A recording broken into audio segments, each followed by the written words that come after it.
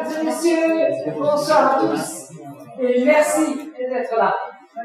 Moi, je ne vais pas vous dire grand-chose, je vais passer la parole à Hugues et à Jean-Luc. Bonne soirée.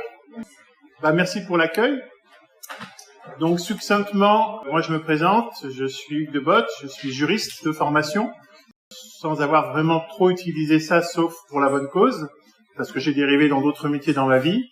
Et suite aux événements des Gilets jaunes, je me suis posé beaucoup de questions sur nos institutions. Et j'ai rejoint une association qui s'appelle l'Association pour une constituante, qui a été créée suite au traité de Lisbonne et la trahison du vote de 2005. Et avec le président André Bello, on a décidé pendant un certain temps d'aller parcourir la France. Et à un moment donné, j'ai rencontré Jean-Luc. Voilà. C'est comme ça que le mariage a commencé. En ce moment, étant donné tout ce qui m'a fait découvrir depuis 3-4 ans, j'ai repris une formation universitaire pour me spécifier dans le droit international public, constitutionnel, droit de la guerre et droit comparé franco-allemand, pour me consacrer spécifiquement à votre droit alsacien, qui nécessite ces connaissances complémentaires. Donc j'en suis qu'au début, malgré mon âge, mais bon, on est encore jeune. Je vais laisser la parole à Jean-Luc pour qu'il se présente à son tour succinctement, et je vous expliquerai en 2 mots comment va se répartir la soirée au niveau des présentations et conférences et débats, parce qu'il y aura une discussion après. Bien, je m'appelle Jean-Luc Filzer, je suis alsacien de père en fils depuis 1664 au minimum, et j'ai commencé mes travaux suite à ce que j'affirme, une escroquerie à l'héritage. Alors, compte tenu de mon parcours professionnel, je suis un assureur de métier, j'ai travaillé dans les marchés publics, ça m'a donné un raisonnement juridique, des connaissances, etc., etc., et j'ai décidé à un moment de ne pas me laisser faire. Alors, comme je suis très sensibilisé par la charge de la preuve, j'ai apporté énormément de preuves à la justice, au notariat, etc., etc. Et j'ai jamais compris pourquoi la justice, les notaires, faisaient obstruction à toutes les preuves que j'apportais. J'ai été jusqu'à enregistrer des débats du partage notarial pour démontrer que mon notaire avait fait un PV qui était totalement faux. La justice n'en a jamais tenu compte, quand bien même en matière pénale, l'enregistrement, même à l'insu de l'un des participants, a une valeur. Et de fil en aiguille, pendant 13 ans, j'ai étudié le droit constitutionnel, le droit international, le droit privé, le droit alsacien, et j'ai compris énormément, ce que je pense en tout cas, j'ai compris énormément de choses. Je m'en suis remis donc à Hugues, qui a été un élément pour moi très important, puisqu'il m'a donné confirmation de tous mes travaux, la majorité. Et c'est lui aujourd'hui qui va faire part effectivement de mes travaux. Une synthèse. Oui, Une synthèse, sachant que je pourrais apporter des précisions au cas où. Voilà. Alors, en complément pour la présentation, ce soir, c'est la première d'une longue série de conférences publiques auprès de citoyens, et avec la particularité que le 14 mars prochain, il y aura une conférence similaire un peu plus approfondie à l'université d'Albi, puis de Rodez, puis de Toulouse, puis de Montpellier, partout, parce que les professeurs et les étudiants en master et même en licence, au début me disaient mais Strasbourg, ça ne nous concerne pas, on connaît la choucroute, on connaît tout ça, mais ça n'a rien à voir. Et quand j'ai expliqué un certain nombre de mécanismes qui avaient des répercussions et des enjeux sur le reste de tout le pays, et on verra ça tout à l'heure, je garde un peu le suspense, ils ont dit c'est tellement grave ce que tu es en train de nous expliquer et prouver qu'effectivement il va falloir le faire connaître partout. Donc, grâce à l'association Corps pour Droit et l'aval des directeurs de département en droit et aussi maintenant les historiens qui s'intéressent au dossier, on va pouvoir expliquer ce que l'on sait et faire comprendre à tout le monde dans les universités de droit et auprès des citoyens que ce soit dans une salle comme ici, ou bien que ce soit dans une université, puisque l'université reste quand même accessible aux citoyens. La soirée va se répartir très simplement en 3 moments. Le premier moment, c'est une fresque historique, sous une forme de diaporama très schématique, qu'on a simplifié au maximum, et qu'on va vous commenter. Deuxième partie, comme on n'aura pas le temps de décliner tout ce qui peut concerner les effets de cette histoire et de ses conséquences au quotidien, on prendra qu'un seul sujet, qui est en lien avec le dossier de Jean-Luc, à savoir le droit de succession. Et à la fin, vous verrez le lien aussi qu'il peut y avoir avec le Concordat qui s'applique toujours ici en Alsace-Moselle. Et la troisième partie, notez toutes vos questions et à la fin, on pourra débattre et répondre au maximum de vos questions. Ceux qui souhaiteront avoir les PowerPoint, on vous les donnera. Toutes les études que Jean-Luc a faites depuis 13 ans, on peut vous les mettre à disposition, c'est gratuit. Et je confirme que tout ce que nous affirmons est sourcé, vérifié, vérifiable. Mais pour gagner du temps et pour éviter de vous rechercher vous-même toutes les preuves, on vous les donne généreusement pour que ça puisse être utile et que ça soit diffusé au maximum. Voilà.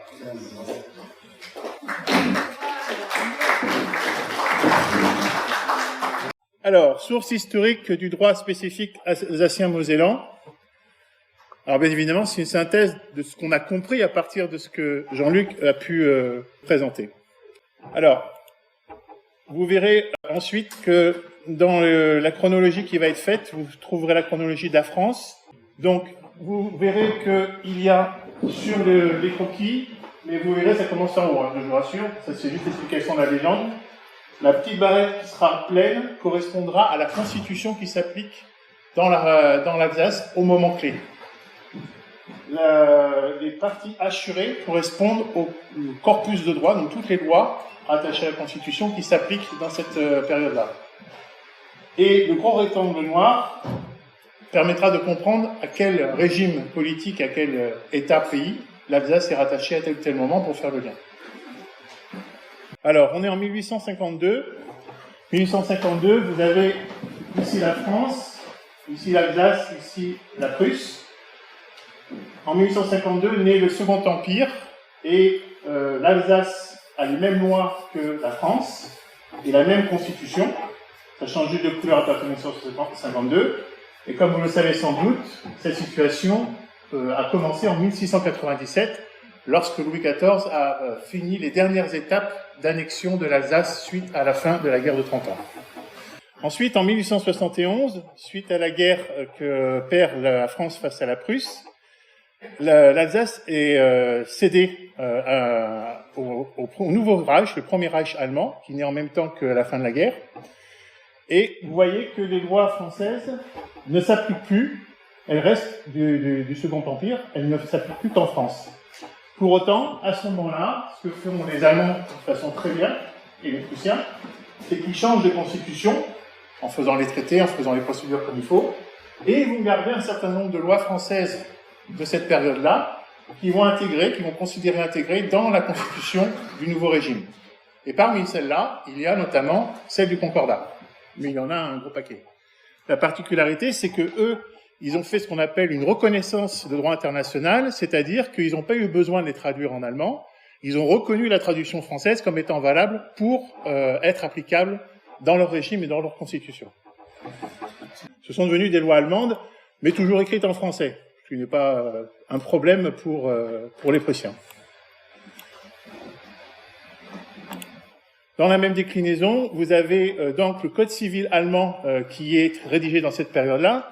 Il faut savoir qu'à cette époque, au XIXe siècle, il y avait une très grande ébullition, une très grande effervescence de réflexions et de travaux juridiques dans les 30 universités de l'Empire prusse, puisqu'ils avaient une grande réflexion à se demander est-ce qu'ils continuaient avec une confédération, est-ce qu'ils passaient à une fédération. Ça a permis de bouillonner beaucoup et d'atterrir sur un code civil qui est toujours effectif aujourd'hui en Allemagne. Il n'est pas rédigé exactement de la même façon, mais il n'a pas tellement bougé. Et il a même survécu à la période nazie. Donc, ce code civil mettra un certain temps à s'appliquer. Il ne sera qu'au bout d'une trentaine d'années, et notamment et surtout les lois concernant les associations qui seront effectives qu'en 1900, dans le premier Reich allemand. Pendant ce temps, en France, en 1875, on change de république suite à la crise de 1871 et on passe à la Troisième République. Donc là, c'est ce que je vous expliquais, les textes notamment des associations alsaciennes, enfin ce que vous appelez les associations alsaciennes aujourd'hui, se mettent en place en 1900. L'application du code a mis un certain temps à s'appliquer, notamment pour le régime associatif. Et pendant ce temps-là, en France, vous avez la loi de 1901 qui s'applique, mais qui, elle, vous le voyez au niveau du grand vide qui est au milieu, là, elle ne s'appliquera jamais au niveau de l'Alsace. En 1905, pendant ce temps, en France, il y a donc la séparation de l'Église et de l'État.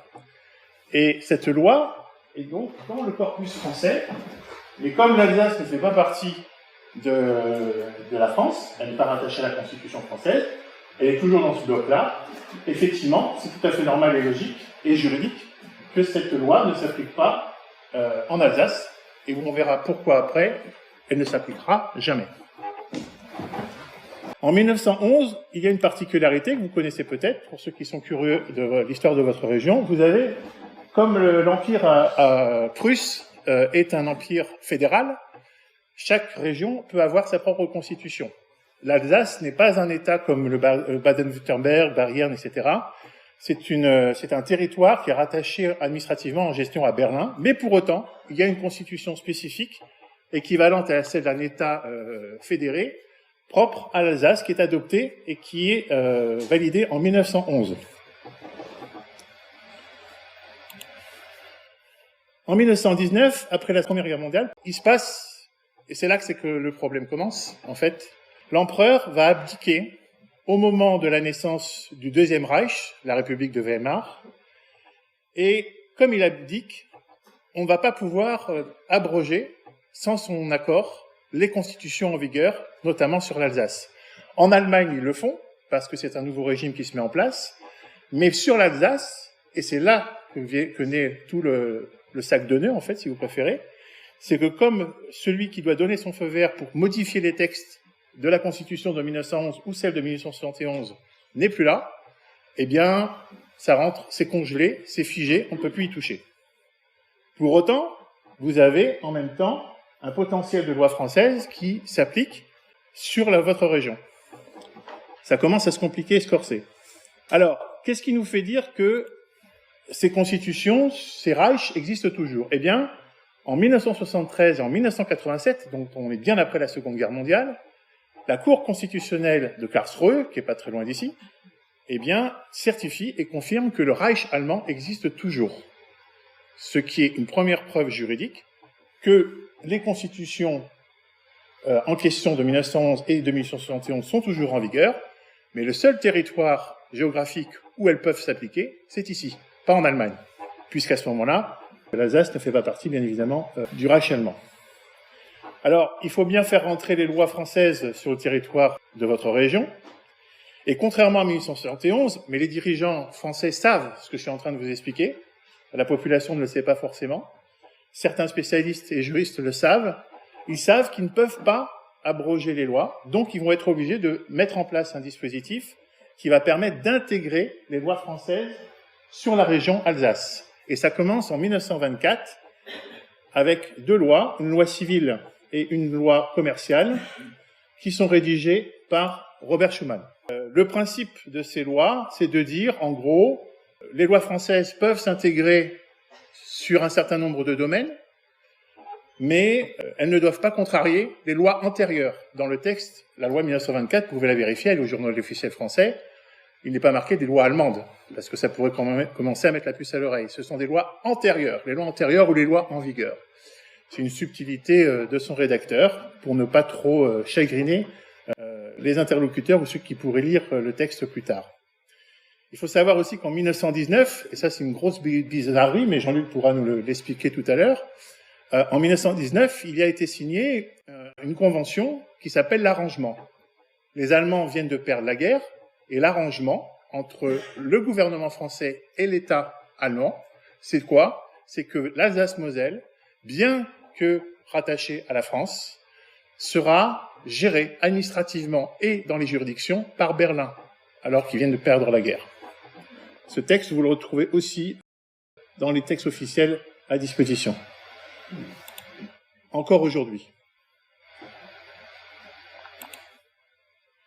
Alors, ça fera l'objet de précisions dans la deuxième partie de l'exposé, mais je vous en touche quand même une ligne pour comprendre le mécanisme. En fait, les lois françaises sont ce qu'on appelle putatives, c'est-à-dire qu'on suppose qu'elles sont valables, tant qu'il n'y a pas de problème. Et le jour où il y a un problème, elles sont plus valables et on doit appliquer ce qui devrait vraiment être appliqué.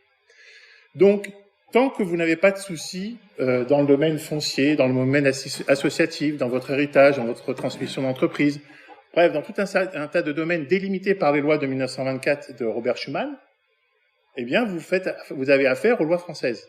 Mais si jamais vous avez un problème, à ce moment-là, vous allez avoir recours au recours gracieux. Je le précise ici ou on précise en deuxième partie? C'est assez technique en deuxième partie. La chose qui est un petit... Oui, parce on revient sur l'annexe du Code de procédure civile en deuxième partie. Ce qu'il faut simplement retenir, c'est que le recours gracieux, c'est une procédure qui ne concerne pas les litiges en France, c'est juste votre problème de respect de la loi en France. Et Robert Schuman et les rédacteurs de l'après-guerre ont conçu d'utiliser cette procédure qui est confidentielle, qui est secrète, pour traiter les litiges qui ne se passent pas dans les tribunaux, dans la plupart des cas.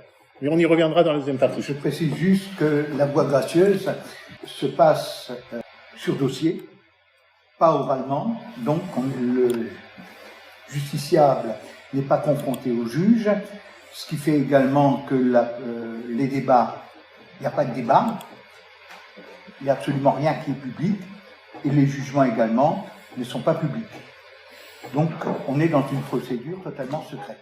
Opaque. Et on verra en deuxième partie pourquoi, sachant que c'est encadré par des lois françaises, cette opacité. Précision, ces textes n'ont pas disparu dans la nature, ils sont toujours stockés à Berlin.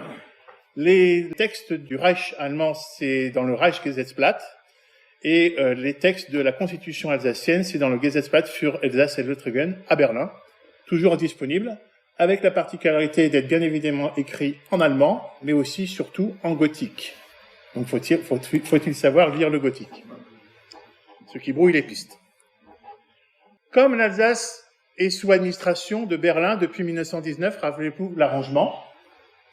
Ah, c'est un petit peu décalé là, mais c'est parce que ça déborde, c'est pas dû à toi. Au moment de 1940, la Troisième République tombe, le régime de Vichy, bien sûr, se met en place en France, et les lois continuent à se fonctionner au niveau de 1871-1911 en Alsace-Moselle, mais bien sûr viennent se rajouter tout un corpus de lois du régime nazi. Il y aura eu une réforme, c'est en 1942 ou 1943, le Gauleiter. Le Gauleiter, il sera nommé par Hitler dès 1940. Non, mais sa réforme constitutionnelle. Alors, la réforme constitutionnelle porte sur un point de détail, elle est en 42, si je me trompe pas. Voilà. Donc, il y a un gouverneur qui va s'occuper de l'Alsace-Moselle, qui prend la suite de la gestion de l'arrangement de 1911, et il va définir un certain corpus de lois qui vont rester toujours en vigueur en Alsace pendant toute la Deuxième Guerre mondiale, et même après. Et l'autre preuve, par rapport à la carte Freud de tout à l'heure, dont je vous avais donné l'illustration, c'est que il y a bien évidemment une reconnaissance toujours pendant la Deuxième Guerre mondiale que les constitutions de 1871 et 1911 existent bien, puisque le gouverneur fait une réforme constitutionnelle sur elles. Donc il y a trois preuves historiques. C'est les deux. Juste une précision. D'accord, les deux le Gauleiter Wagner édite une ordonnance, une Bekanntmachung, plutôt un avis, qui dit que l'article 131 de la Constitution de Weimar s'applique en Alsace. Or, il ne peut pas appliquer un article de la Constitution allemande à la Constitution française. C'est pas possible. Ce qui prouve effectivement que la Constitution du Reich allemand de 1871 et celle réservée à l'Alsace-Moselle, hein, la loi constitutionnelle du 31 mai 1911, existe toujours. Donc le Gauleiter Wagner a bien fait une addition aux constitutions du Reich allemand de 1871 et 1911. Alors, je le précise entre parenthèses, mais ça pourra faire partie des questions complémentaires pour mieux comprendre les subtilités. Pourquoi en 1871 les Allemands ils ont pu changer la Constitution et tout faire basculer proprement? Parce que le traité international de l'époque transférait et la souveraineté et la propriété de l'Alsace au Reich allemand. Alors que le traité de Versailles, et nous verrons même que dans les subtilités, il n'a jamais été signé par la France, pas plus que le Reich, il a été signé par l'Allemagne, un truc sur lequel il va falloir qu'on revienne, parle, et vous pouvez le vérifier, c'est dans les textes, le traité de Versailles spécifie bien un transfert de souveraineté, mais pas de propriété. Parce qu'ils avaient pu changer la propriété, ils auraient pu changer la Constitution. Donc, c'est la raison pour laquelle Hitler est rentré en Alsace en 1940 sans violence. Il était à la maison, il était dans l'administration, il avait les pleins pouvoirs, il n'avait aucune raison d'envoyer les chars, ni quoi que ce soit, et c'est pour ça qu'il est rentré sans difficulté en Alsace, sans opposition et en toute légalité. Tu veux préciser un truc, non? Ou je continue? Non. Donc, bien évidemment, du fait de ses pleins pouvoirs, la constitution de Weimar n'est pas encore abrogée, contrairement à la situation précédente de 1919. Simplement, elle est neutralisée puisque Hitler a les pleins pouvoirs dès 1933 et ça s'applique dès 1940 aussi. C'est pour ça que je l'ai mis en assuré parce qu'elle elle sera abrogée à la sortie de la guerre seulement. Mais c'est un artifice, hein, tout simplement. Donc là, c'est ce que je vous ai dit tout à l'heure, on peut passer cette diapositive. Donc c'est ce que le Gauleiter s'appelle Robert Wagner, qui opère une réforme constitutionnelle, ce qui prouve qu'il y a deux constitutions toujours en vigueur du fait de cette réforme. C'est une autre preuve historique. Je voudrais juste préciser que la modification constitutionnelle opérée par le Gauleiter Wagner est tout à fait mineure. Par contre, elle a un impact énorme. C'est bien de montrer que la constitution allemande de 71 et celle du 31 mai 1911 sont toujours en vigueur en Alsace. Et ça, c'est une partie qui n'a pas encore été travaillée, mais la zone noire des textes mis en place par le gouverneur nazi, c'est tout un bloc de textes que j'ai laissé à Jean-Luc de commencer à lire, parce qu'ils sont en plus en gothique, qui n'ont pas été analysés. Donc on n'a pas encore déterré tout ce qui pourrait être applicable en droit local issu de ces lois nazies de 1940. Peut-être qu'on aura des surprises par la suite. En 1945, donc, comme on se retrouve dans la même situation que 1919, on ne peut pas abroger les constitutions, on ne peut pas supprimer les corpus de lois, pas plus que les lois nazies, eh bien l'Alsace se retrouve avec cette grosse compilation, ce gros millefeuille de types de textes différents, de constitutions potentielles, pendant que la République fédérale d'Allemagne se trouve non pas avec une constitution, puisque sa loi fondamentale, constitution en allemand c'est Verfassung, comme vous le savez sans doute, et là c'est une Grundgesetz écrite par les vainqueurs. Donc, ça c'est aussi une anecdote au passage, les Allemands ne sont toujours pas constitués contrairement à chez nous. Voilà, contrairement à la défense. Enfin, donc, la situation, même encore aujourd'hui, bon, je ne suis pas allé jusqu'en 2024, ça ne servait pas à grand chose, la situation n'a pas bougé, est toujours la même depuis 1945, malgré la Constitution de 1958. Pourquoi? Parce que il est pas marqué dans la Constitution française que la France n'a qu'une seule Constitution sur l'ensemble de son territoire. Il y aurait ça comme article dans la Constitution française, ça pourrait écraser automatiquement les anciennes constitutions, mais c'est pas le cas. Ils ont volontairement laissé la situation en place pour des considérations, des jugements qu'on peut avoir nous-mêmes objectivement par la suite. Voilà. J'espère que ça n'a pas été trop rapide pour la première partie. Est-ce que ça vous convient de passer à la suite? Je voudrais apporter une précision.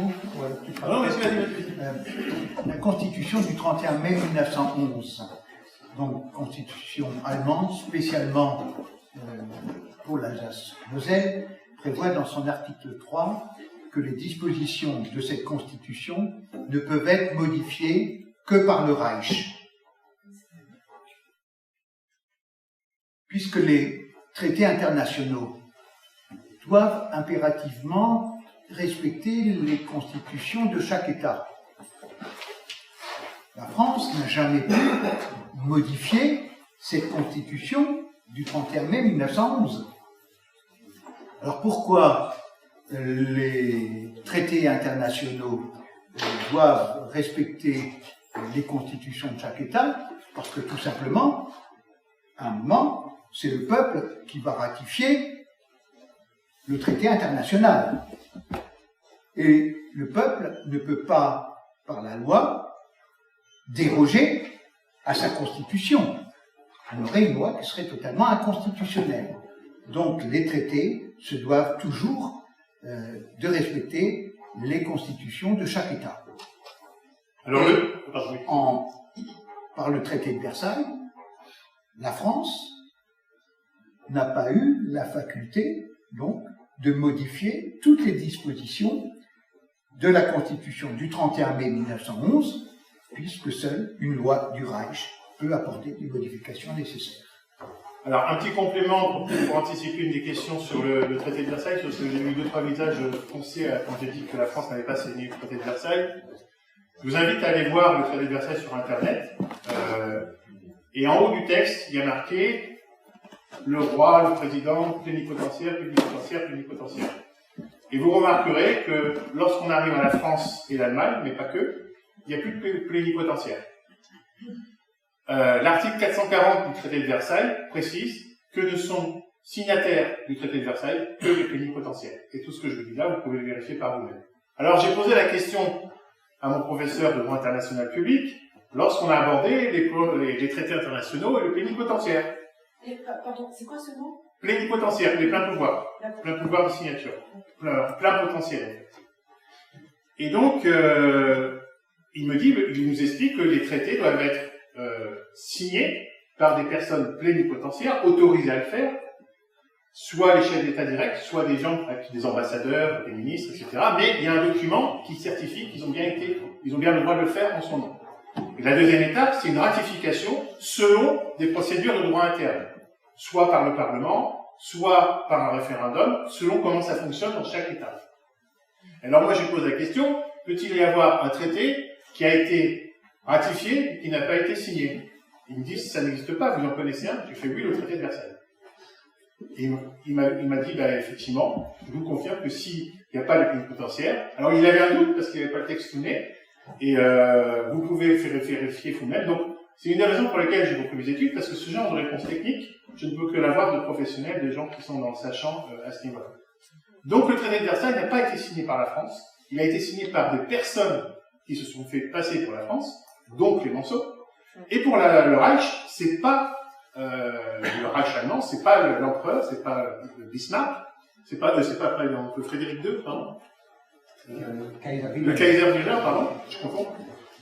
Ce sont des nobles militaires auxquels l'empereur a dit « allez-y, vous pouvez plus ou moins faire en notre nom ».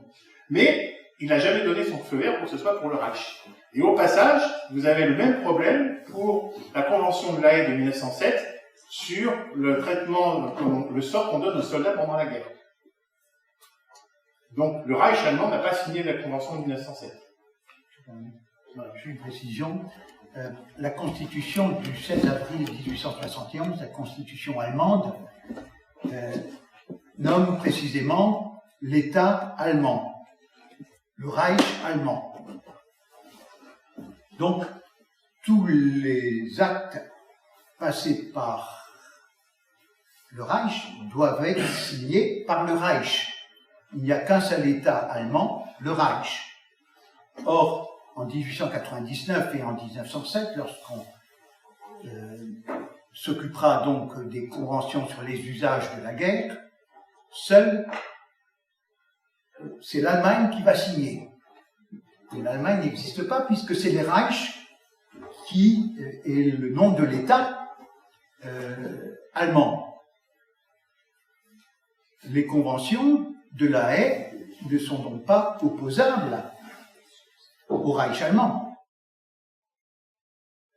Ça explique pourquoi le Reich va pouvoir passer par la Belgique, l'État neutre, pour attaquer la France. Parce qu'effectivement, dans la Convention de La Haye, il est clairement indiqué qu'on ne peut pas passer par un État neutre. Donc, les Allemands, et puis je dirais tous les États unis à l'époque lors des conventions de La Haye, ont été conscients que l'Allemagne ne pouvait pas signer. L'Allemagne n'existe pas. Aujourd'hui encore, l'Allemagne n'existe pas, c'est la Bundesrepublik qui existe, et plus loin, c'était le Reich allemand. Mais Deutschland n'a jamais existé, en tant que pays, en tant qu'État. Ça fait partie des manipulations sémantiques et les jeux de mots. Donc, le traité de Versailles a été signé par l'Allemagne, vous pouvez vérifier. Et plus tard, de nombreux traités seront signés par l'Allemagne et pas par le Reich. Le traité de Versailles sera donc en tête, comme partie au traité, il y a l'Allemagne, avec des signataires qui n'ont absolument aucun pouvoir pour signer le traité de Versailles. En fait, il s'applique à eux-mêmes, et le traité de Versailles il a une nature de droit international public entre États qui ont eu leur plénipotentiaire et qui ont fait les choses dans les règles, et qui a une nature de droit international privé entre personnes privées qui ont signé un traité qui ne les concernait pas. Petite conséquence de ça, quitte à vous choquer un petit peu, en fait, aujourd'hui, l'Alsace et la Moselle sont des territoires occupés par la France. L'État français gère l'Alsace et la Moselle pour le compte d'autrui. Ce qui explique effectivement pourquoi on a du mal à modifier notre droit local, parce que dans le droit des gens, si vous voulez, un occupant est censé administrer le territoire occupé avec les lois en vigueur. Jusqu'à ce qu'il y ait un référendum pour qu'ils acceptent de rentrer dans le nouvel État conquérant.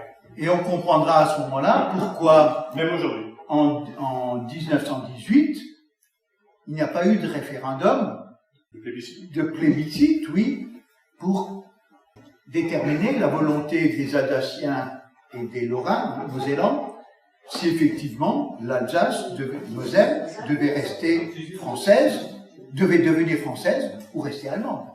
S'il y avait une volonté des populations locales d'adhérer à la France, inévitablement, ça voulait dire que les Alsaciens mosellans adoptaient la Constitution française.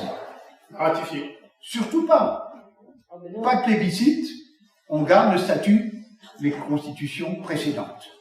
Discours de Poincaré, le 9 décembre 1918, comme quoi le plébiscite est fait. Alors, ceux qui s'intéressent un peu à l'histoire de l'Alsace, ils doivent connaître effectivement cette fameuse phrase « le plébiscite est fait en voyant effectivement les acclamations tout simplement du peuple français, du peuple alsacien-mosellan. » Oui, on attend toujours. Mais comme on attend toujours de pouvoir avoir le référendum de 2005 pris en compte et respecté. Nous sommes donc dans une situation très très ambiguë. Alors, deuxième partie, ce compteur tourne quand même. Donc, comme on n'aura pas le temps de décliner toutes les conséquences pratiques de la vie de tous les jours, mais la liste est longue. Il y a votre régime social, que la vieille France appelle la mutuelle alsacienne. Il y a le concordat, il y a le régime spécifique des droits des associations, il y a tout ce qu'on n'a pas encore décortiqué sur le droit nazi, il y a toute la loi commerciale qui demande elle aussi à être décortiquée.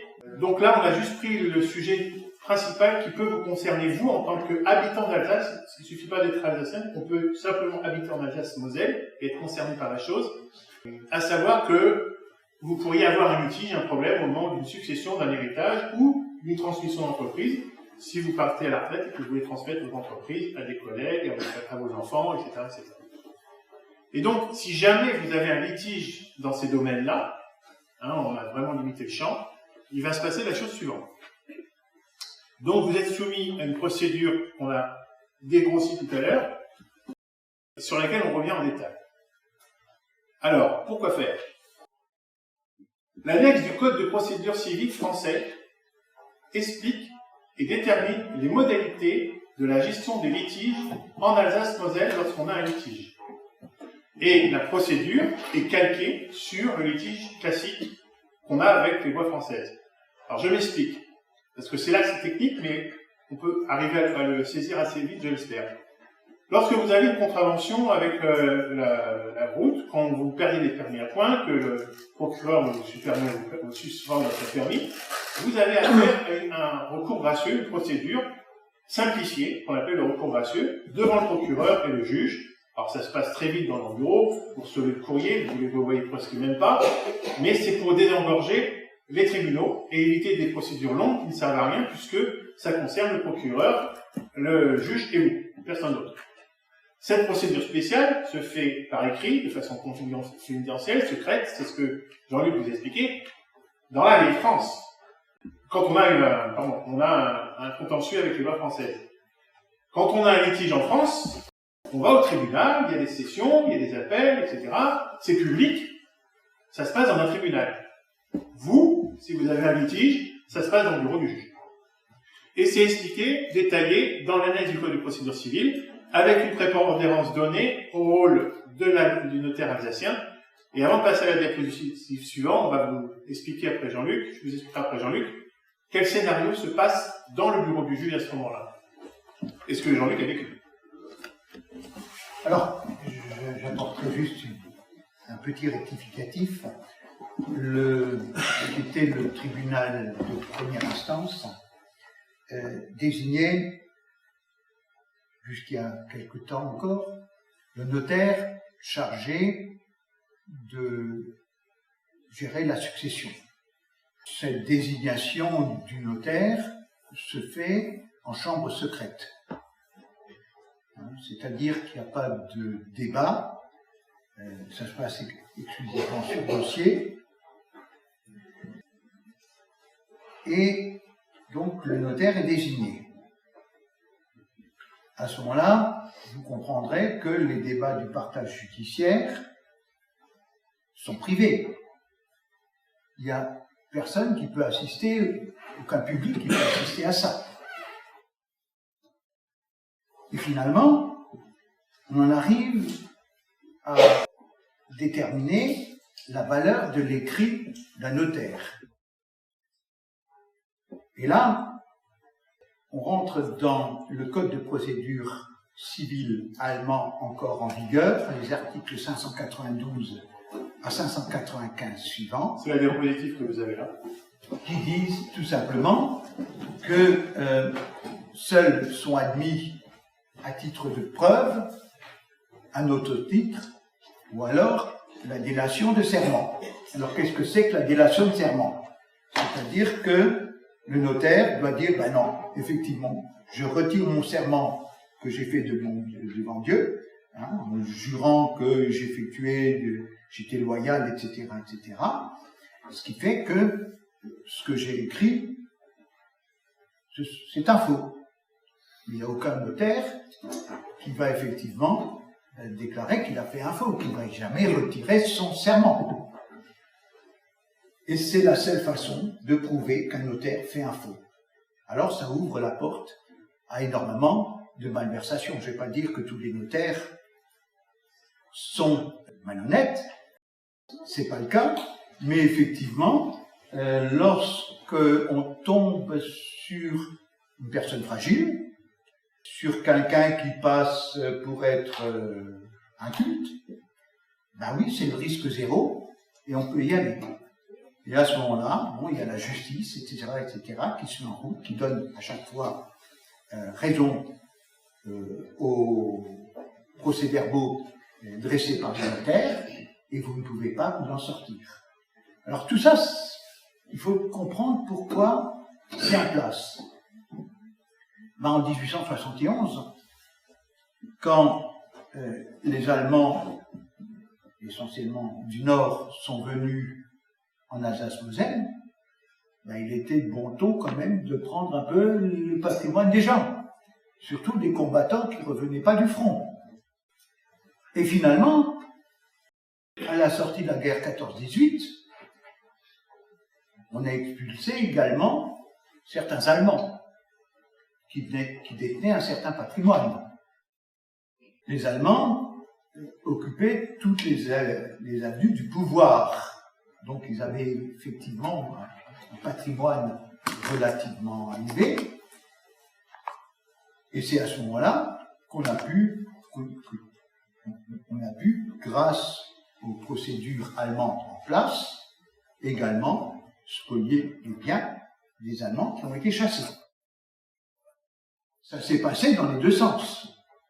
À partir du moment où on peut, où les textes en place peuvent permettre la spoliation, et ben ça s'est passé en 1871 et plus loin, mais ça s'est passé également en 1918. Alors, une précision sur ce qui se passe à ce moment-là, c'est que, comme le procureur français, lui, est là pour vérifier les lois françaises, il connaît la loi de 1924 de Robert Schuman, et il sait que les domaines qui sont traités en litige dans le bureau du juge, le foncier, les associations, la liste, elle est dans la loi, l'article 7 en 1924, eh bien, il n'est pas compétent, parce que lui, il n'est pas compétent pour les lois allemandes. Il n'est pas allemand, il ne parle pas allemand. Et c'est pas son rôle. Donc, ce que je dis là, c'est schématique, mais il va dire, je ne suis pas compétent, on ne peut pas faire un procès public, je vous laisse, vous passez à une procédure complètement confidentielle. La loi de 1924 précise que les textes d'origine, donc en fait en allemand, n'ont pas de traduction officielle possible. Et pourtant, le juge français qui traite le dossier est souverain pour prendre une décision. Mais il n'est pas non plus compétent. Alors, il se trouve dans une situation où il doit prendre une décision sur les textes qu'il n'a pas le droit de traduire, même s'il parlait allemand et qu'il arriverait à lire les textes. Et ça, c'est bloqué conjointement par la procédure de code de procédure civile français et la loi de 1924, avec en bonus le fait que le statut du notaire prend le statut du notaire, le statut du droit, le statut du code de procédure civile allemand en tant que notaire, à savoir le pouvoir de certifier les documents officiels. C'est le texte que vous avez ici. Non, là, vous voyez pas, c'est en gothique. Et ça, c'est explicite, en fait. Voilà. À partir du moment où l'annexe du code de procédure civile français et la loi de 1924 de Robert Schuman s'activent, vous accédez au code de procédure civile allemand qui verrouille toute l'affaire, et comme quoi le notaire a les pleins pouvoirs pour certifier les documents. Alors je voudrais apporter une précision.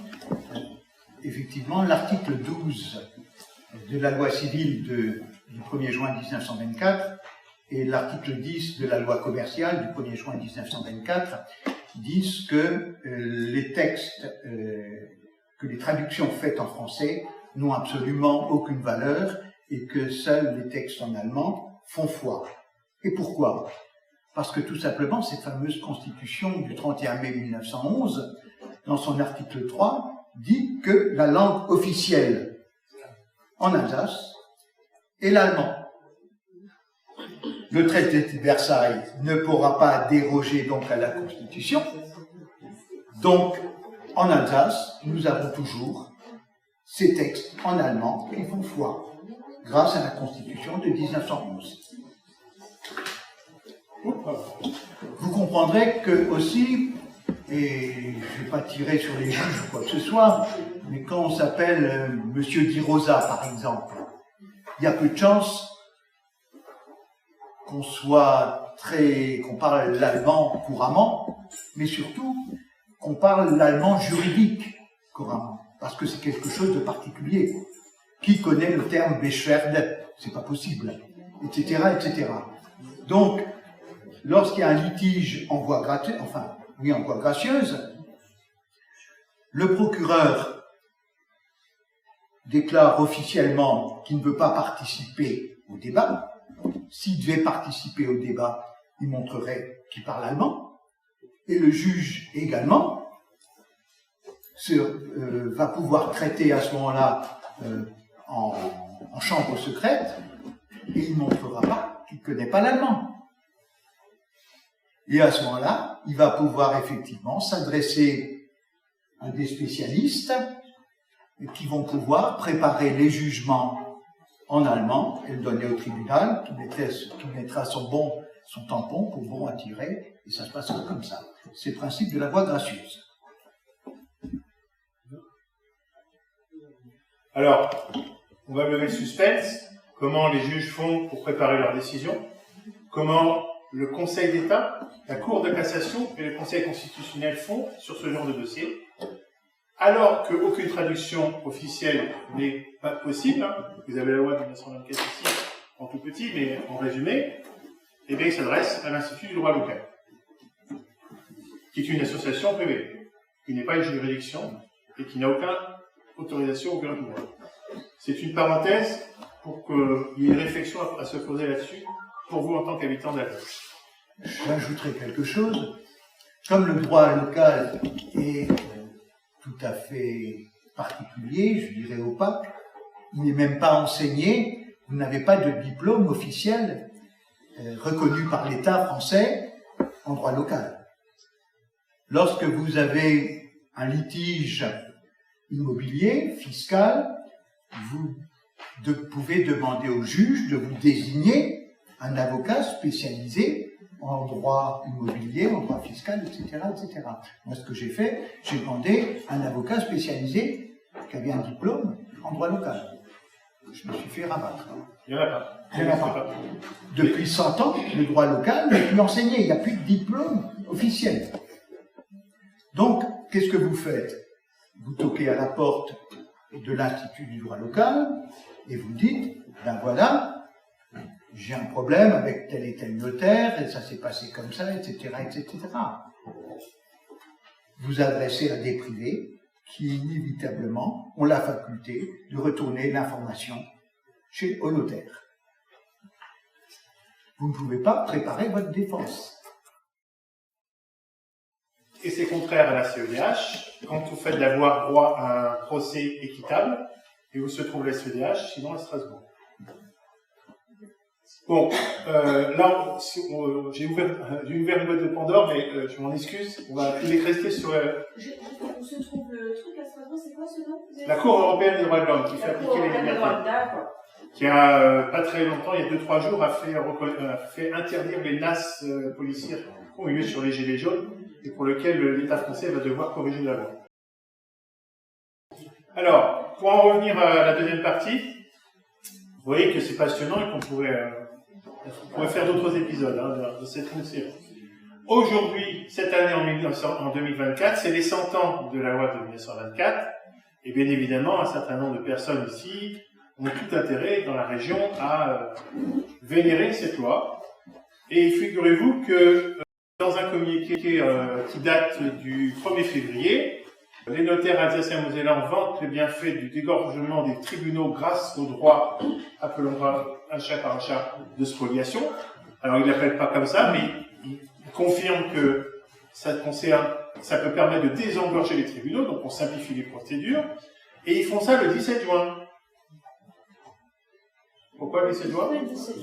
Capitulation pétainiste devant le nazisme. Joli anniversaire. Ils n'ont pas fait ça un jour normal de conférence ou de colloque. Ils n'ont pas fait ça un colloque de week-end.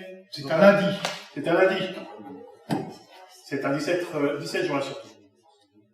Alors, le problème qui va concerner le reste de la France, c'est l'extension de ce droit à tout le reste de la France. Et même, on peut envisager, parce qu'il y a des mécanismes au niveau de l'Union européenne qui le permettent, à toute l'Europe.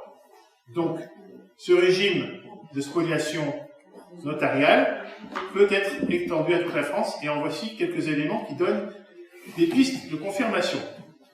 Le premier, c'est que un notaire alsacien a défendu une thèse en juillet 2022 à Assas Paris 2, l'université où j'ai eu mes premiers diplômes de droit, et il précise à un moment donné, dans sa thèse, donc le titre c'est de l'intérêt d'étendre certaines règles du droit civil local alsacien-mosellan à l'ensemble du territoire national. On va faire plus clair. L'exemple du partage judiciaire et du livre foncier. Et je vous dis quand même deux, trois passages croustillants. Culturellement très connoté, le droit local perdure car la population qui l'applique y est très attachée. Un nouveau principe fondé par les lois de la République française, justifiant de déroger au principe d'égalité. Donc le Conseil constitutionnel a dû se positionner sur l'application de ce droit, et il s'est fondé sur le fait qu'on prend des anciennes lois, comme la loi de 1901 par exemple, c'est ce qu'on appelle les principes fondamentaux de la République française, et on peut s'asseoir sur l'égalité pour pouvoir appliquer ce droit. Cette efficience apparaît avec éclat dans plusieurs domaines, dont celui du partage judiciaire et de la publicité foncière, un corpus très complet de règles régit ces deux matières. Le partage judiciaire du droit local se distingue de celui du droit général à bien des égards. Il dépend du recours gracieux, il repose essentiellement sur le notaire. Il ne se cache même pas. Le contrôle du juge, bien que présent au moment des clés, reste limité, c'est ce qu'on vous a expliqué depuis le début, mais garantit quand même l'équité entre les parties et se renforce en présence de personnes vulnérables. C'est ce qu'on vient de vous dire. La publicité foncière s'opère par inscription de droits clairement listés, ce sont ceux de la loi de 1924. Donc, bizarrement, parce qu'on a fait quand même quelques petits cours, le gouvernement Attal active depuis très peu de temps la commission du droit local et, bizarrerie, il n'y a aucun parlementaire qui y siège. Or, si on parle de loi et de droit, il faut quand même que ceux qui font la loi puissent avoir leur mot à dire. Il n'y en a pas. Je préciserai que tout le droit local tourne autour des deux lois du 1er juin 1924. La loi civile du 1er juin 1924 et la loi commerciale du 1er juin 1924. Or, qui dit loi, dit député, forcément. Il n'y a absolument aucun député qui participe à cette commission du droit local. Il y a un rapport de notre député Jean-Marie Bockel, en 1985, qui dit que les rapports de la commission du droit local doivent rester confidentiels et doivent rester du ressort du gouvernement. Depuis ce temps-là, tout est opaque. C'est la préfète qui préside la commission. C'est aujourd'hui, effectivement, le dernier arrêté donc, du Premier ministre précise que le président de la commission de droit local, cette commission est présidée par le préfet du Bas-Rhin. Alors, vous voyez sur la photo, là, le guide du droit local de A à Z. Alors, ce livre est important parce que c'est un guide sympa. Alors là, il a eu 3 couvertures différentes. Celle-là, c'est la deuxième, j'ai plus la date. Et la troisième, ce sont des petites fleurs très sympas, très poétiques. De quoi? La deuxième, c'est les petites fleurs. Ah, c'est les petites fleurs? Moi, j'ai pu noter que les fleurs, c'était la récente. Bon, bref, il y a eu deux versions, 3 versions. Et ce qui nous a interpellé, c'est la première. C'est celle-ci, qui est à droite. Le guide du droit local, avec 2 lettres. Alors, vous ne les voyez pas bien parce qu'il y a la luminosité qui n'est pas bonne. Mais cette lettre-là n'a pas l'ombre qui lui correspond. Il y a 2 lettres.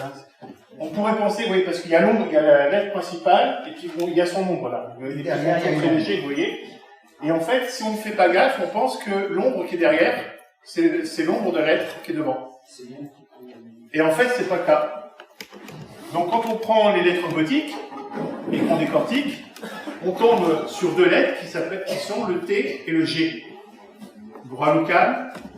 Est-ce que c'est Gesellschaft Lothringen Elsass? Elsass Lothringen, c'est pas un E, c'est pas un L. La seule trace qu'on a pu trouver, que Jean-Luc a pu trouver, c'est que ceci renvoie au Tull Gesellschaft. Et le Tull Gesellschaft, comme vous le savez, c'est on va dire une secte, mais c'est une société secrète, Une confrérie, un ordre, qui défend l'antisémitisme, la race aryenne, etc., etc., à laquelle a appartenu, bien sûr, Adolf Hitler. Donc, le guide du droit local officiel fait un très gros sous-entendu sur cette couverture. Et en fait, quand on décortique le texte, effectivement, ça invite à un certain nombre de petits privilèges et de choses vraiment très surprenantes. Il faut quand même comprendre qu'une page de couverture d'un livre est faite pour attirer l'œil. C'est un outil de communication. C'est pas du hasard. C'est pas du hasard. Alors, la doctrine économique nationale-socialiste issue du Tull Gesellschaft se retrouve dans le discours d'Adolf Hitler de 1933. Alors, vous avez en italique, traduit en blanc, ce document, on pourra vous le donner, bien sûr. Je ne vais pas tout le relire parce que c'est un peu laborieux. Et vous avez en arrière-fond le texte gothique en allemand d'origine. Mais pour faire une synthèse, que dit Hitler à ce moment-là? Seules les élites ont droit de propriété, les biens fonciers leur sont réservés. Est-ce que ça vous rappelle pas ça? Vous n'aurez rien et vous serez heureux? De Claude Schwab. C'est vraiment de pure actualité. Donc, si on remonte la chaîne de notre présentation, l'idée c'est de se dire on a un droit local alsacien dont les notaires se vantent d'être des acteurs prépondérants, de faire des choses bien, de désengorger les tribunaux. Il y a une thèse qui annonce la couleur qu'il faudrait généraliser ça à toute la France.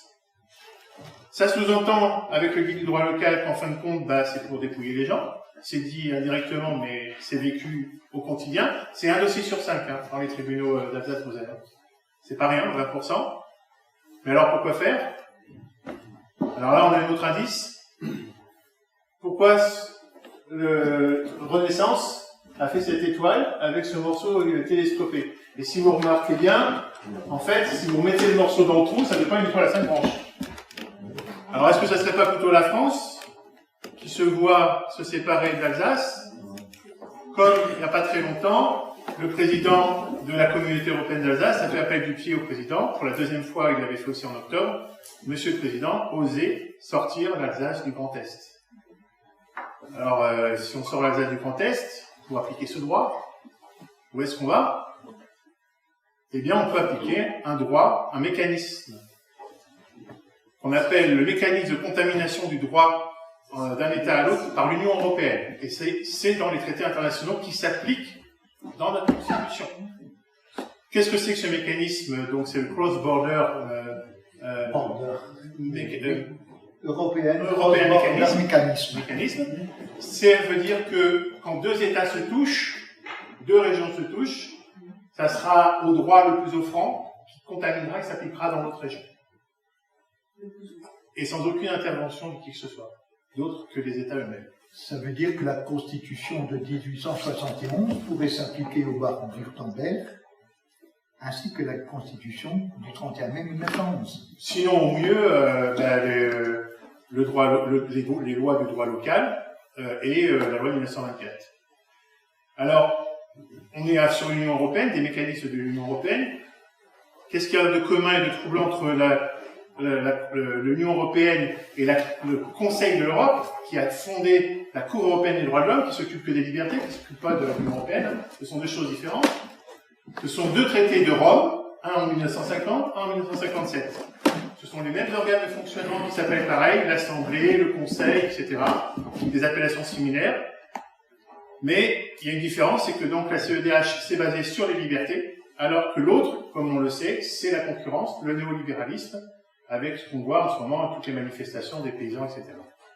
Mais qui a conçu la loi de 1924 et l'Union européenne? Robert Schuman. La même personne a conçu les deux. Alors, pire que tout, alors ça c'est froid dans le dos, c'est Jean-Luc qui me l'a fait découvrir. Donc j'ai expliqué la contamination officielle par l'Union européenne actuelle, les traités européens actuels. Depuis 1976, il y a une convention qui relie la Suisse, la France et l'Allemagne au travers du Rhin. C'est-à-dire la Suisse alémanique, la zone la plus riche où se trouve Zurich et toutes les banques, le Baden-Württemberg, où il y a Stuttgart et Karlsruhe, et l'Alsace, qui est une zone, ne nous cachons pas, quand même, assez riche. Vous voyez où on veut en venir, c'est qu'en fait, ce droit pourrait à terme finir par devenir un droit officiel fédérateur de cette région, et par le système de mécanismes border européens, eh bien, de contaminer l'ensemble du territoire français et de l'Europe. Et pour le symbolique, vous verrez que dans le logo du Crédit Mutuel, vous avez ici la Suisse alémanique, le Baden-Württemberg, l'Alsace, Mercedes-Benz, qui se trouve à Stuttgart, et le Crédit Mutuel, vous avez 3 régions là. Et pour le Crédit Mutuel, de surcroît, vous voyez que c'est un triangle dont les 3 pointes ont été coupées. 3 pointes qui forment également des triangles. C'est riche également de symboles. Et au milieu, vous avez un swastika, le triskel, qui est également un symbole nordique qui se rapproche effectivement de la croix gammée. Du Tuggesellschaft. Sachant que le Tuggesellschaft, c'est pas une croix carrée, c'est une croix arrondie. Avec c'est un symbole opposé la sauce. Oui, il y en a une qui sont poussées dans la sauce. Il y a les hélices constructives et les hélices destructrices. Mais dans le symbolisme, on peut se poser des questions, on n'affirme pas, là, on est dans des questions. Alors, dernière diapositive, et qui fait le lien sur un autre sujet, le maintien du concordat. Donc, vous avez vu, on vous a expliqué pour quelles raisons le concordat techniquement est toujours en vigueur, parce qu'on ne peut pas le supprimer, et le projet de la France Insoumise ne pourra jamais avoir lieu. Ils le savent. Donc c'est un jeu de dupes, c'est du théâtre. Eh bien, le maintien du concordat maintient l'officialisation de la force de l'Église avec l'État, et donc, premier impératif par rapport à tout notre mécanisme, c'est que le serment du notaire est quelque chose de complètement officiel et illégal, au regard du fait qu'il prête serment devant Dieu. Il n'y a pas de séparation, donc son serment est encore plus fort et encore plus valable. C'est une des preuves aussi, donc, comme vous l'avez expliqué, de l'effectivité de la Constitution du Reich de 1971. C'est une source de polémique pour le reste de la France, et une certaine injustice pour la vieille France, parce qu'on paye les impôts dans la vieille France pour financer quelque chose qu'on interdit dans le reste de la France.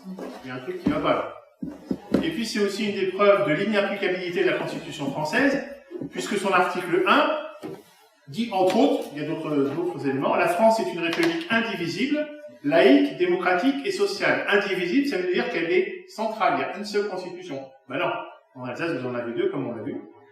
Le communautarisme religieux est de mise et la laïcité n'existe pas, donc le laïque, ça n'existe pas. Démocratique, vous avez le syndrome de Lisbonne ici. Hein, il y a eu un référendum contre la mise en place de la communauté européenne d'Alsace, et puis 3 ou 4 ans plus tard, vous avez la loi de 1919 qui met en place la communauté européenne d'Alsace contre la volonté des Alsaciens. Pardon ? Le Grand Est, on nous a rien demandé. Oui, ben c'est lié, tout ça c'est lié, c'est le même mécanisme. Donc vous avez pas de démocratie non plus, et puis les inégalités devant la loi sont flagrantes, vu tout ce qu'on vient de vous expliquer au travers de la loi de 1924, du Code de procédure civile français, etc. Voilà, c'est fini pour les deux premières parties. La dame me demande qu'est-ce que veut dire le mot abrogé. Eh bien, ça veut dire que le texte est définitivement supprimé et n'a aucune valeur. On ne peut plus s'en servir, on ne peut plus.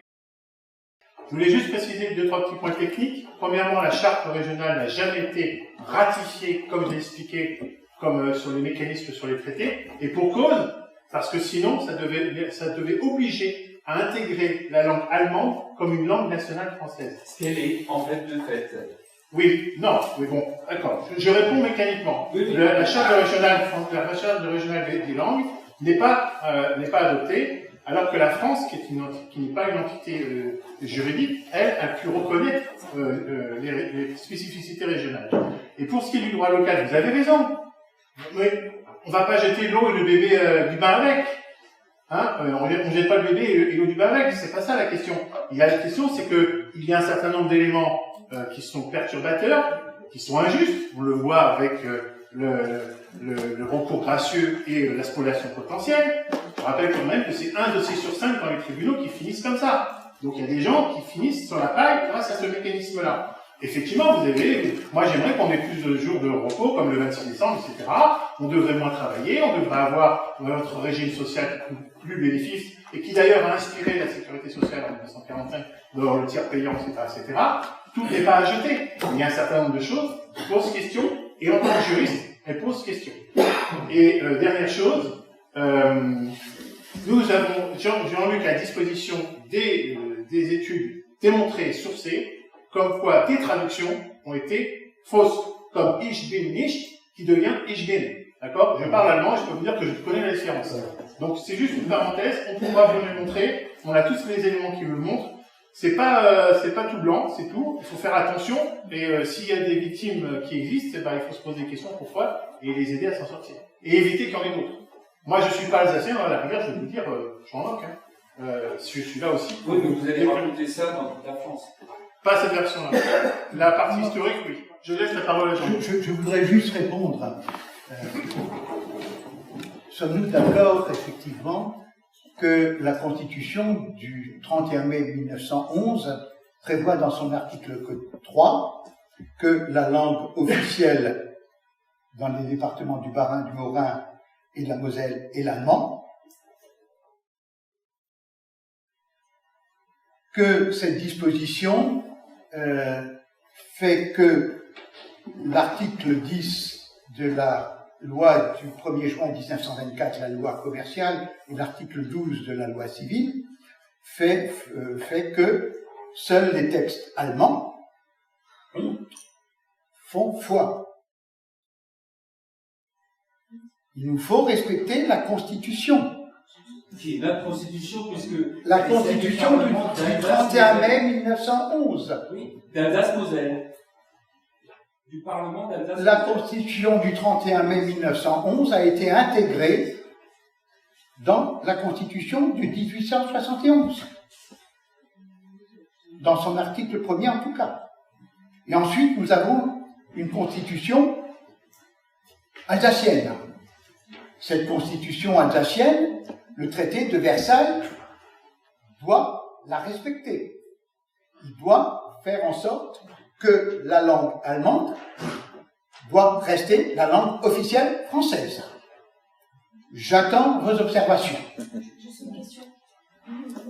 Juste une question par rapport à... On parle vraiment du coup de tous les procès qui doivent avoir lieu, ça ne concerne pas que l'immobilier. Enfin, je parle plus fort. Ça concerne tous les procès, ça ne concerne pas que l'immobilier, du coup, et tout. Non, ça concerne essentiellement les biens patrimoniaux, toute la chaîne patrimoniale, et au point que les dispositions patrimoniales de la loi du 1er juin 1924 ont été prévues initialement pour une durée de 10 ans. Soit 1934.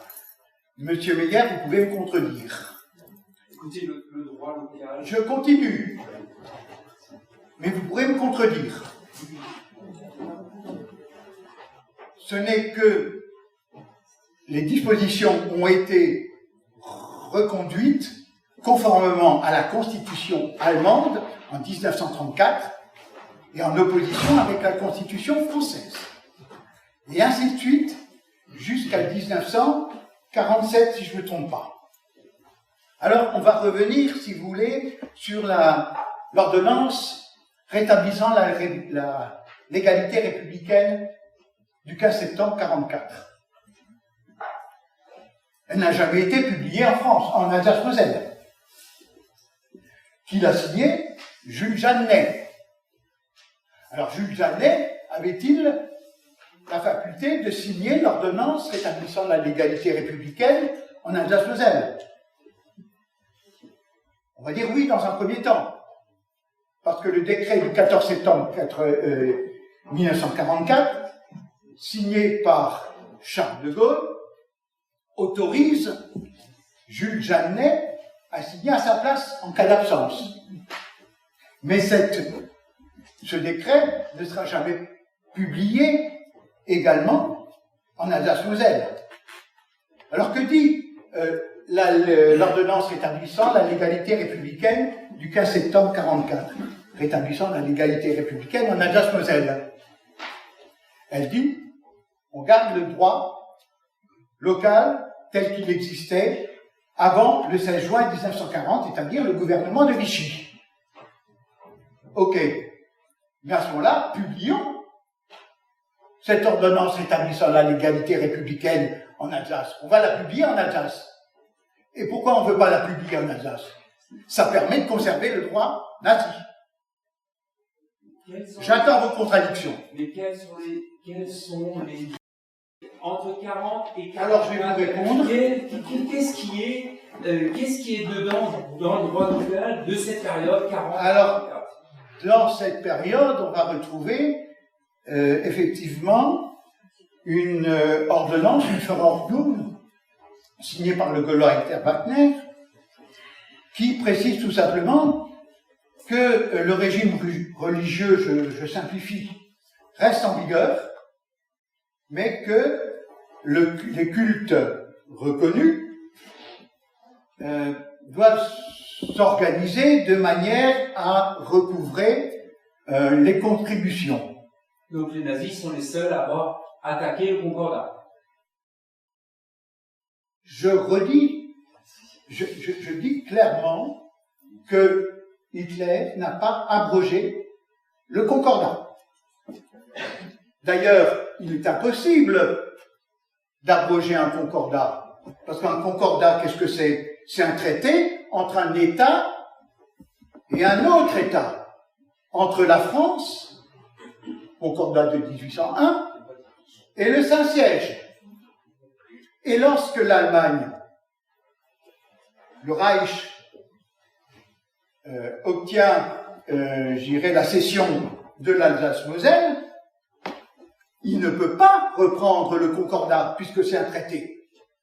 Donc, il n'est pas question de dénoncer le Concordat. Les Allemands ne pourront jamais dénoncer le Concordat. D'ailleurs, il existe, vous devez le savoir, une lettre du Saint-Siège de 1872 qui confirme que le Concordat n'existe plus en Alsace.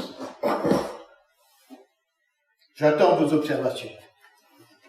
Je voudrais également préciser que l'enseignement religieux, Hitler l'a également autorisé dans les écoles.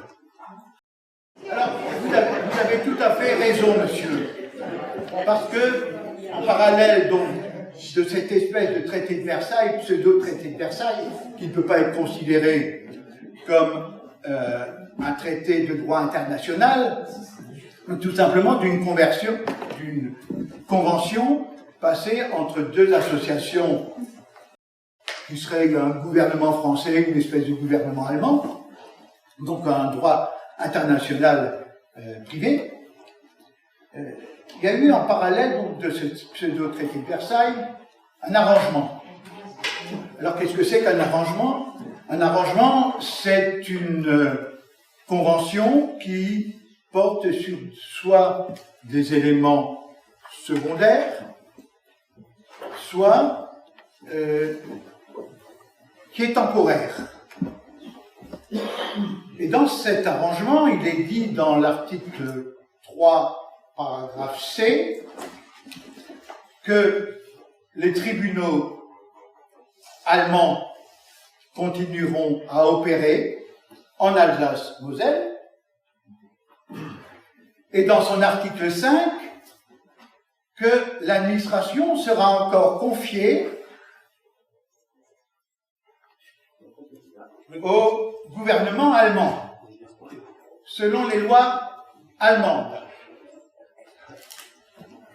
L'arrangement n'a jamais été abrogé. Il est toujours en vigueur. Alors, qu'est-ce que ça veut dire? Ça veut dire, bien évidemment, que si l'administration est encore allemande, ça veut dire que nos impôts, est-ce qu'ils vont en France? Est-ce que notre PIB est français? Ou est-ce que notre PIB est allemand? J'attends votre réponse. Il est du Reich. Il est du Reich. J'ai une question. Oui. Justement, je rebondis un petit peu sur ce que vous venez de dire, parce que c'est assez... Un peu plus fort, vous venez devant. Et sinon, je fais le porte-voix. C'est assez incroyable, parce que quand on vous parlait de l'administration, ils ont un local, puisqu'ils dépendent de la fonction publique. Vous voyez? Donc, parce que la loi de 1924 a fait le tri sur ce qu'on gardait du local ou pas, en fait. C'est dans l'article 7 de la loi de 1924. Il y a des domaines où on a, on ne l'avait pas, mais pour aller un peu plus loin dans le sens de ce que vous dites, les murs des tribunaux et les murs de gendarmerie n'appartiennent pas à la France. Ils appartiennent au Reich allemand. Et pour répondre un peu plus précisément, enfin, je quitte à me répéter, c'est aussi comme ça qu'on fait de la pédagogie, monsieur de Winterland. Je suis désolé, je vous ai expliqué qu'il y avait tout le corpus de textes qui correspondent au droit nazi n'a pas encore pu être traduit par nous. On est une équipe de 15 personnes et on est des bénévoles. On n'est pas l'Institut de droit local avec 500 000 € de subvention.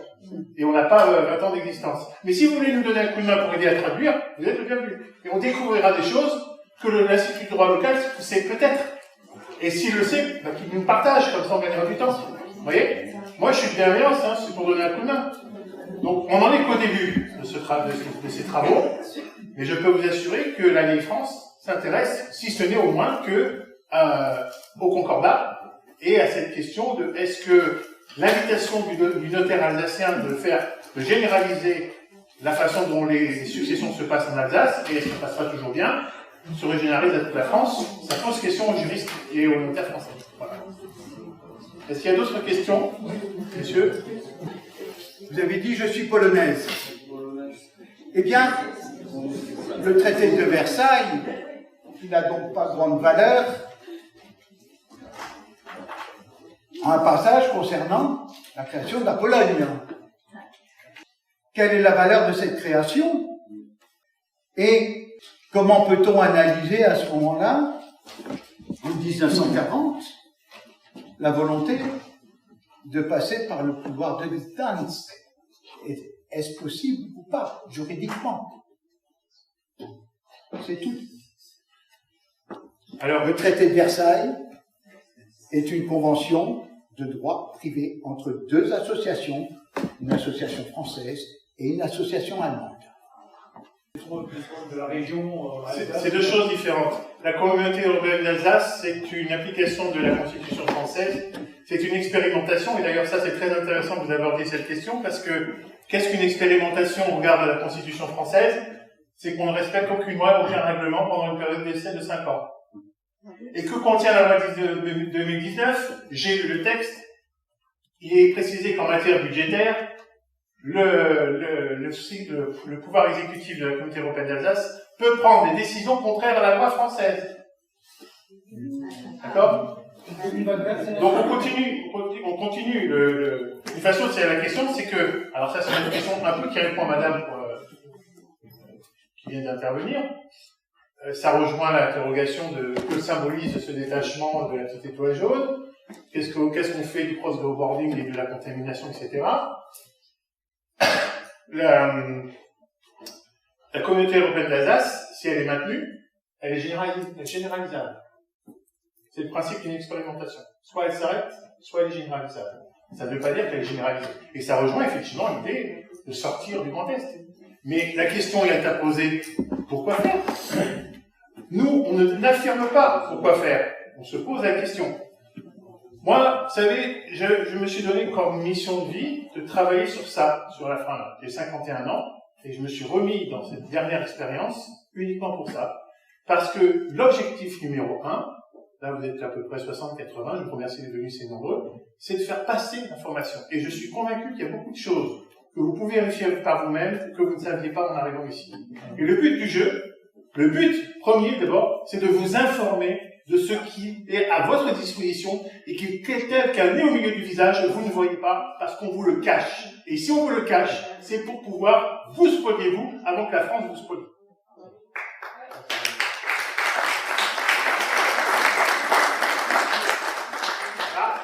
C'est une autre question, mais je vous remercie pour la première réponse, parce que ça nous apporte beaucoup de choses. Vous avez dit tout à l'heure que les tribunaux appartenaient à l'Allemagne. Les murs. Demandez aux gendarmes, pareil, ils le savent. Parce que, dans ce cas-là... Pas à l'Allemagne, au Reich allemand de 1871. D'accord. Donc, la loi qui s'applique, c'est que les murs. La loi qui s'y applique, c'est la loi française. Quelle loi? À quel niveau? Un tribunal administratif, par exemple. Alors, je vous pose la question parce que je suis soignant, j'ai été suspendu. En faisant appel, je passe au tribunal administratif. Le dossier est... Je réponds. Alors, je vais rappeler juste le mécanisme de la loi de 1924. Tout ce qui n'est pas bloqué, gardant le droit local, c'est les lois françaises. Rappelez-vous du petit dessin avec le carré bleu.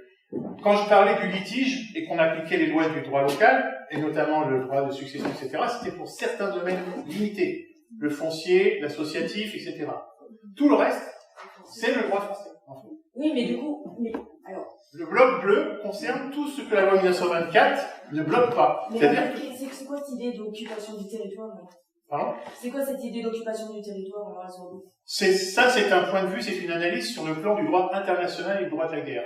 Du fait qu'il n'y a pas eu le traité de Versailles, etc., on peut supposer, émettre l'hypothèse, c'est ça la science aussi, il faut se remettre en question, que du fait qu'il n'y ait pas eu le plébiscite, du fait qu'il n'y ait pas eu de traité de transition de propriété et de souveraineté, du fait qu'il n'y ait pas eu le traité de Versailles de validé, en fait, on est dans une situation qui symboliquement est une occupation, où l'État français applique ses lois, par la loi de 1924, mais est bloqué par d'autres choses qu'on tient toujours en vigueur, c'est ce qu'on vous a expliqué.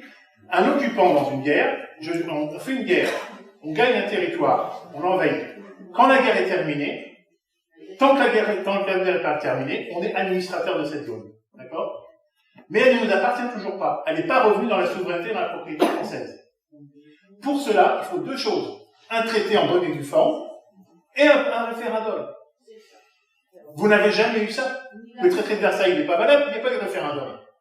Donc, juridiquement, au niveau du droit international public, c'est un territoire occupé. Et c'est le cas, puisque vous avez tout le corpus des lois françaises qui s'appliquent, plus quelques exceptions, malheureusement pas le droit administratif, à savoir le droit français, le droit... Je vous invite à aller voir l'article 7 de la loi de 1924. Il est précisé quels sont les domaines dans lesquels le droit alsacien, on va l'appeler comme ça, s'applique. Tout le reste, c'est le droit français.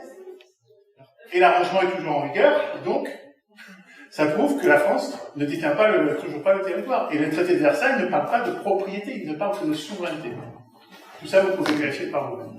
Je voudrais apporter une précision. Et on terminera là-dessus si vous voulez bien sûr si encore une question. La Convention de La Haye de 1907, dans son article 23, alinéa 2, mentionne que des nationaux peuvent être au service d'un autre État. Le mot exact, c'est un autre belligérant, donc au service en temps de paix. Que des nationaux soient au service d'un autre État, ça veut dire qu'ils travaillent pour l'autre État. Qu'est-ce que c'est que notre PIB? Oui, ben, on est au service d'un autre État. Je juge pas, j'analyse les faits. Je ne prends pas position pour la France, ni pour le Reich, ni pour l'Alsace, ni pour l'Allemagne. On est dans une situation de fait. C'est tout. Bien, je vous remercie. En tout cas, le principe premier, qui est ma motivation première, c'est d'informer les Alsaciens et la Moselle, mais pas que, le reste de la France aussi, parce que c'est un sujet qui concerne tout le monde. Et si cette information est suffisamment disponible, on peut à ce moment-là exiger, c'est ce que demandait Madame au fond, de remettre les pendules à l'heure, quoi. Et un jour, il faudra qu'on puisse le faire. Et si vous n'avez pas les outils entre les mains, vous ne pourrez rien faire autour de la table. Je ferai une autre exposé. Je connais ce sujet, j'ai même commencé par ça, mais c'est le sujet d'une autre discussion. Merci beaucoup.